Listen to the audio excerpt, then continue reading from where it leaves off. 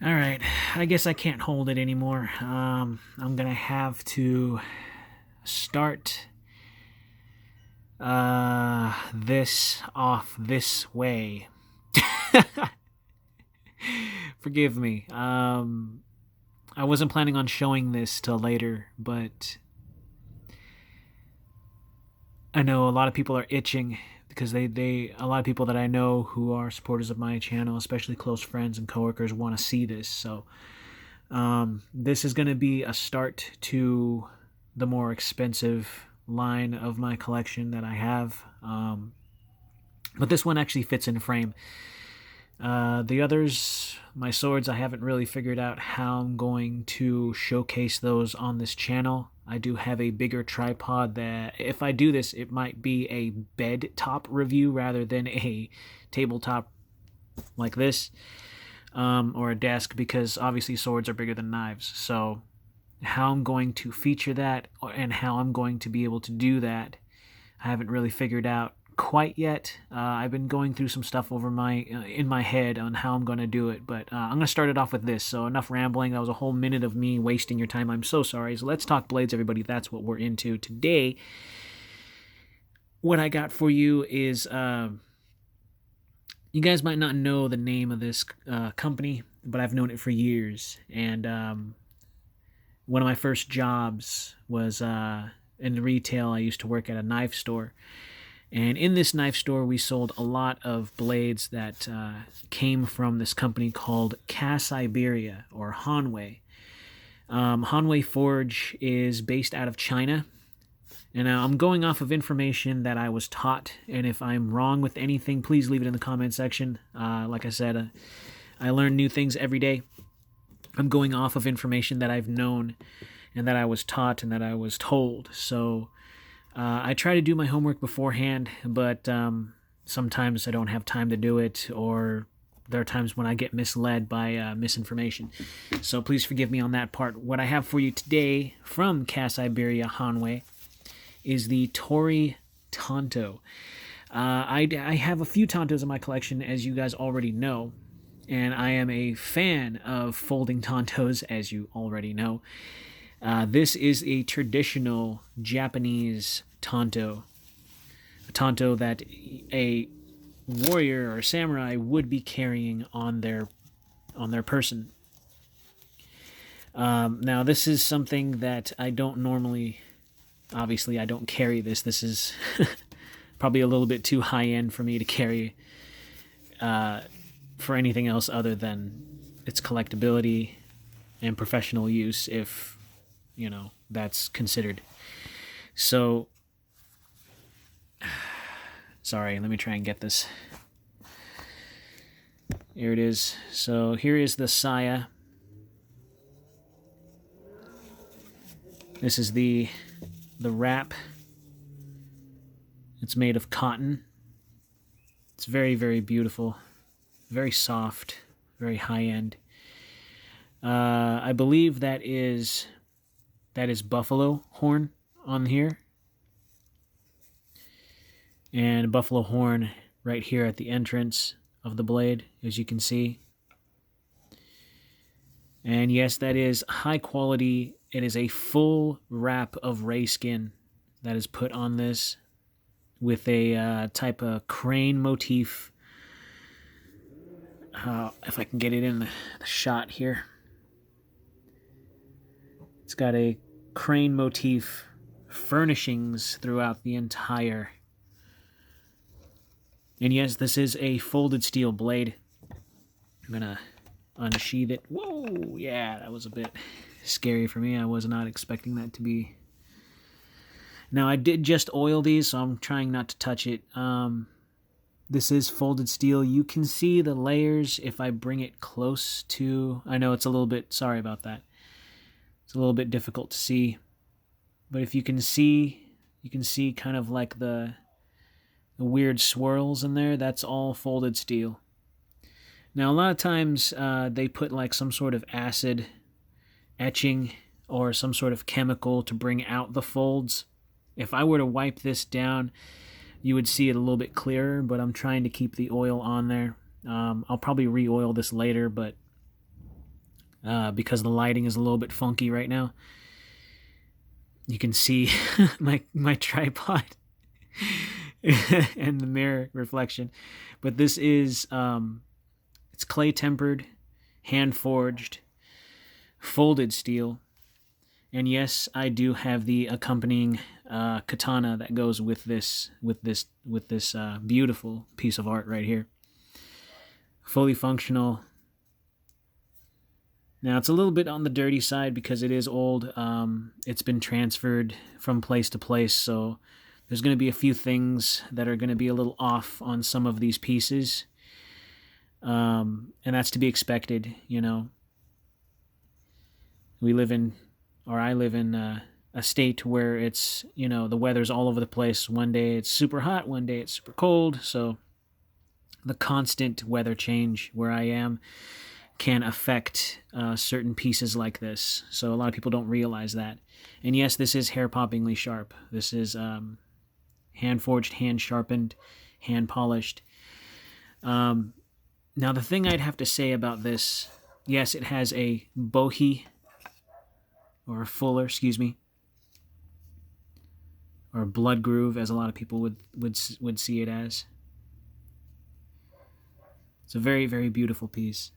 It's the only traditional Japanese Tanto that I have, only because I don't really see the point in collecting Tantos. They're quite expensive.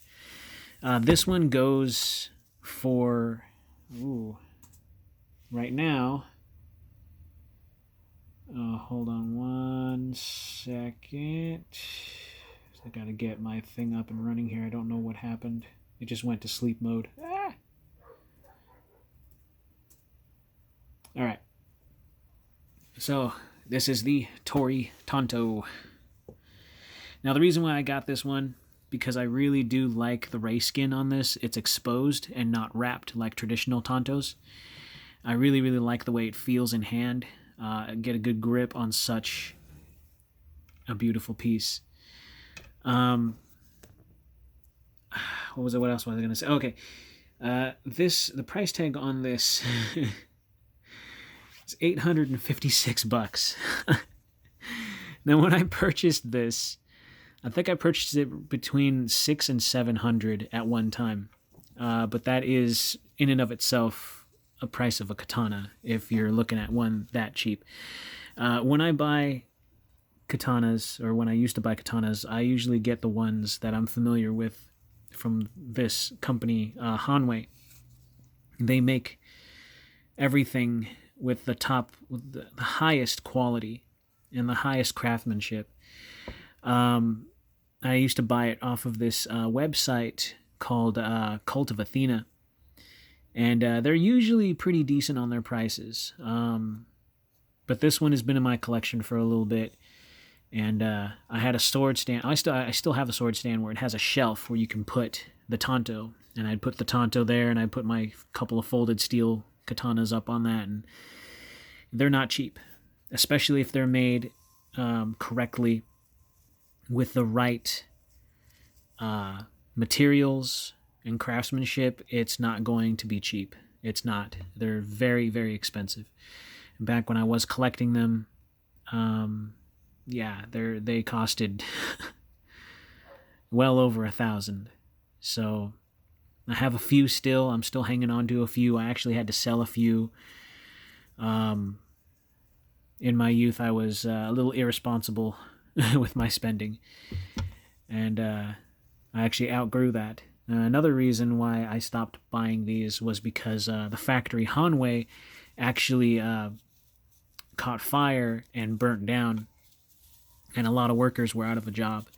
And I can't really remember what happened. I don't know if it was because it's a forge, you know. So I'm pretty sure. I don't know if I'm assuming that when someone was forging something, you know, that's where the fire started, or something around that effect. I can only assume. I don't know the details too much. All I know is that the factory went up in flames at one point, and a lot of people lost their jobs, and production came to a screeching halt. So a lot of their stuff went up in price and value, because a lot of people were thinking, well, this company is going to go under, so why not? At the time, I felt really bummed out because I'm a huge fan of Paul Chan's artwork, and that's Paul Chan is the head dude of Cas Iberia Hanwei Forge, and a lot of the stuff that he does is high quality craftsmanship. It's just extremely beautiful, beautiful work. And each piece, like I said, it's all hand forged, handmade. When you buy a Hanwei piece, they actually give you paperwork, proof, basically, like a certificate, and it'll tell you like the details. It'll actually show you like the hammering, the forging, the hot, the heat, everything that they go through, little panels and sections, so that way you understand that what you're getting is high quality and it's all handmade. It's not cookie cutter machine, like boom boom boom, the sword's done. This is real stuff. Real stuff. I was making a funny joke with a buddy not too long ago, and he's like, yeah, you don't have those mall swords, you have an actual, like, forged from Mr. So-and-so high up in the mountains of Japan. And yeah, practically, but more like out of China. But they do a lot of fantastic work, and a lot of his stuff you can still find now. You just type in Hanwei Forge or Hanwei Steel, and a lot of this stuff will pop up on Google. If you go to Cult of Athena, you can still find these on their website. That's a place that sells swords. If you're interested in collecting high-end pieces and you have the money to spend, and you're looking for a real katana, a real tanto, that would be the way to go. But like I said, they're very expensive. Nothing is cheap coming from Cas Iberia Hanwei, unless you're buying, one of the lesser pieces, which he does have. I think I bought a sword for like a couple $100. I think it was like 200, and it was the practical katana, which I still have, and that's the one that I go to whenever I want to go mess around. I cut some bottles filled with water or sand or something, and not sand, excuse me, water, or what is it, the tammy mats that you soak in the water and then you put it on a pedestal, cut open. Yeah, I used to do that with one of the swords I didn't care about, and that was one of them. So this is a real nice piece, a really beautiful piece of art, and I keep it with my knives because I can't really put it with my swords because this is kind of small and it disappears, and I don't want it banging around and clunking around all over the place. So I try to put it in a place where I know it's nice and safe, where it doesn't hardly ever move too much if it doesn't have to, But yeah, something like this is, I can't remember what kind of steel is used. Oh man, if someone can tell me, that'd be great. I don't really remember. It's been such a long time. Someone said 1095. Someone else said something else, like something 1085, something like, I can't remember. But the blade steel is beautiful on this. I haven't used this for any cutting at all. You can see how big the handle is in my hand. It's a full handle on there, and literally it's like a sword in and of itself, even though this is intended to be a tanto. And you can see the buffalo horn at the entrance right there. It's very beautiful. Very beautiful artwork. So it's not cheap. Not cheap. Not something that I go around carrying anyway. This is more just for my collecting. Now I have other swords. Like I said, I'm going to feature my swords on this channel. I just still trying to figure out how I'm going to do it. I'm trying to get through most of my smaller stuff first so I can get a more comfortable feel with this channel before I start adding anything too big or too crazy. I still want to cut for this channel. I still want to do some cutting demonstrations and, like, cut some water bottles and hopefully some tammy mats if I can get my hands on them. They're a bit expensive. Like I said, I cut myself that one time, that one video that I was practicing. It kind of turned me off a little bit, but I'm slowly gaining my confidence back for you guys so I can start cutting and entertaining you guys more than just you guys seeing my hands and the cool things I have. At least I can put them to use. So I'm still planning on doing that for this channel. So just be patient, and I want to make sure I do it right, so that way I don't screw up, I don't injure myself or anyone else around me if there's anyone in my videos or anything like that. So I'm taking the proper precautions and trying to think things out before I actually just jump into them and be an idiot. Of course, that would make me a YouTube star if I ended up posting anything like that. I should have posted how I cut myself practicing with a real katana, which I've done so many times and never had an issue. I don't know if I was tired that day or if I'm just that damn rusty, but I don't know. Either way, I want to make sure that I do it right, for the channel. Anyways, that's the Hanwei Tori Tanto. I'm going to back out so that way you guys can see it in its beautiful glory. I know that sunlight's very... Yeah, there we go. It actually kind of makes it look a little bit more mysterious that way. A little bit more Japanese. Anyways, yeah. So this is actually a very, very... If you never had a ray skin anything, or if you don't know what ray skin feels like, it's like a high-grade sandpaper. But it's really grippy, and it's very attractive. Real ray skin, Fake ray skin, faux ray skin, I don't dig that. It's real ray skin, and it's not cheap. So much so that I actually have a ray skin wallet that I have never used. I just like it that much. Ray skin is handsome on a lot of stuff. No, I'm not that crazy guy with ray skin cowboy boots. That's a little too much. Although I know a few people that actually have something like that. But yeah, this is a very beautiful piece of art.